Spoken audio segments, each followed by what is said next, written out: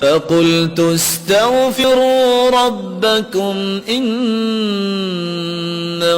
كَانَ غَفَّارًا۔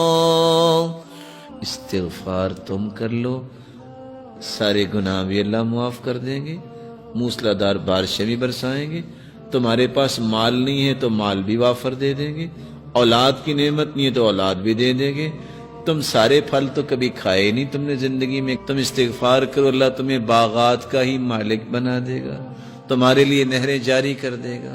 بلکہ دوسری جگہ اللہ رب العزت فرماتے ہیں جس نے زندگی بھر سکون لینا ہے استغفار کر لو، جب تک زندہ رہو گے اللہ تمہیں چین نصیب فرما دے گا۔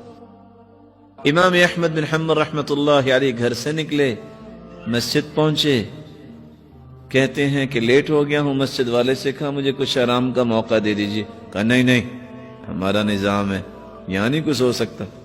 کہا چلو مجھے کچھ یہاں انتظار کا موقع دے دو۔ ابھی یہ بات ہو رہی تھی تو ایک نان بھائی گزرا جس کا کام تھا نان بنانا، اس نے کہا اس کو میرا مہمان بننے دو، آپ کیوں اس کو کچھ کہہ رہے ہو؟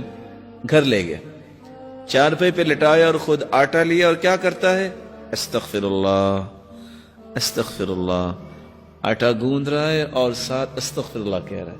اور امام احمد بن حنبل دیکھ رہے ہیں، پوچھتے ہیں آپ کو استغفار نے کچھ فائدہ بھی دیا؟ کہتے ہیں جناب فقیر آدمی تھا، جب سے استغفار کیا مال سنبھالا نہیں جا رہا،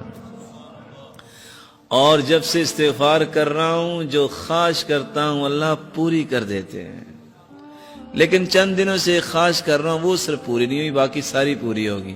کہا وہ کون سی خواہش ہے جو پوری نہیں ہوئی؟ کہا میں نے اللہ سے دعا کی تھی یا اللہ، وہ سنا ہے امام احمد بن حنبل ایک ہیں بڑے نیک انسان ہیں، یا اللہ میری بھی ملاقات کروا دے ان سے۔ کہا وہ تو میں ہی ہوں، وَقَدْ جُرِرْتُ إِلَيْكَ جَرًّا، آج میں گھر سے نکلا جیسے فرشتہ شاید تیرے ساتھ ملاقات ہی کروانے کے لیے مجھے لے کے آیا ہے۔